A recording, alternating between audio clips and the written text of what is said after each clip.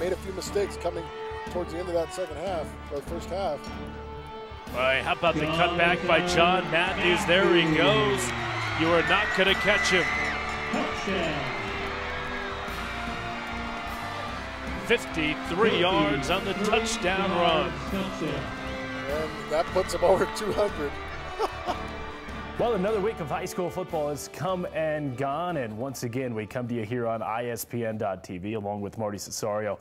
I'm Brian Roth. 3 games on CET coming up this week. Of course, you can catch them all. Comcast Channel 5 in the Denver metro area and up north, Comcast Channel 4 for the folks down there in the Springs and Pueblo. Thursday night, 3A. One of our only 3A games we're going to do this year is Centaurus over Arvada. It's a very good Centaurus football team. They're 1-1 of the season. They opened up in the top 10. According to the Denver Post, of course, we don't do our 3A top 10s here at CET, but they're very, very good. They're big up front. They have some playmakers. Watch out. 32-0 the final score in that game. Then we were at Aurora Public School Stadium on Friday night, and Marty, I got to tell you, Rangeview looked really good. They played Greeley West, our top-ranked team in 4A, very tough in week 1. They hammered their rival Gateway in week number 2. That was a great guy. Jonathan Matthews, that's a name you're going to want to remember. He's a very good running back for a good Rangeview team. I think they probably are the favorites in that Central Metro League. Then we were down in the Springs on Saturday. Marty, that was a game you were down at. It was Highlands Ranch Rampart. It was a wet one. Yeah, the quagmire was in the end zone, and we definitely had sheets of rain coming down, but credit 2 squads, both of them kind of resilient, battling through some of those issues with the weather.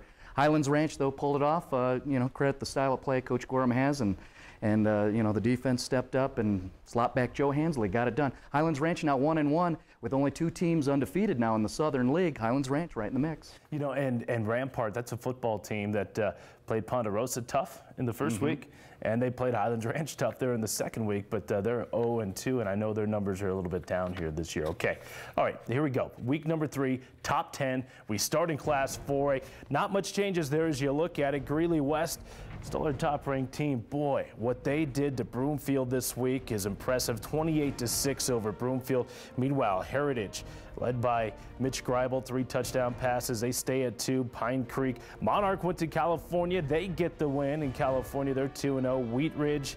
I'll tell you what, that Kyle Muse looks like he's going to be a pretty good replacement for Parker Orms. Montrose was idle. Fountain Ford Carson, Marty, they're new into our poll, and you know, we didn't have them in our poll at first, but they have 2 impressive wins to open up the season. You know, you got to give them love because they've got a little pedigree as a program. Certainly they were a quality squad last year, and here they are 3-0 to open up, so I think you got to put the Trojans in there. Yeah, absolutely. So Mitch Johnson and the Trojans, they have a very good football team after making a great run last year. The rest of the top 10 in 4As, you look at it, get Longmont, Littleton, and Dakota Ridge. Broomfield falls out after that loss to Greeley West. Okay, moving on to Class 5A now, and Mullen.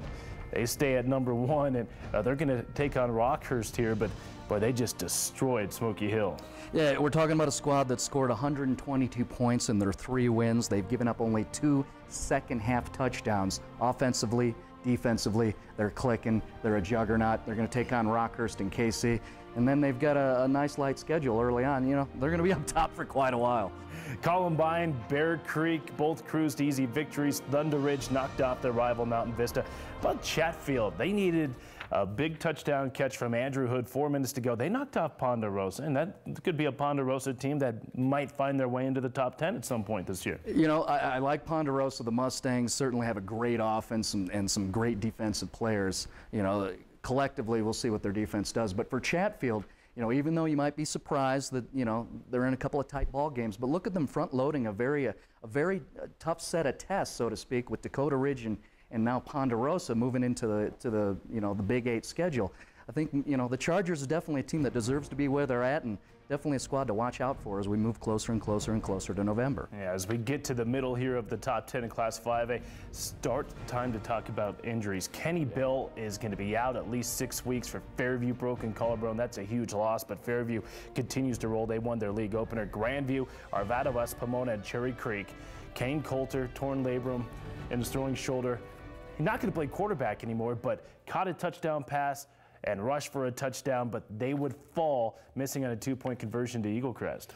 Yeah, a lot of challenges ahead for them. Obviously, having the quarterback go down, or at least having to be moving positions, is going to be a huge test for them.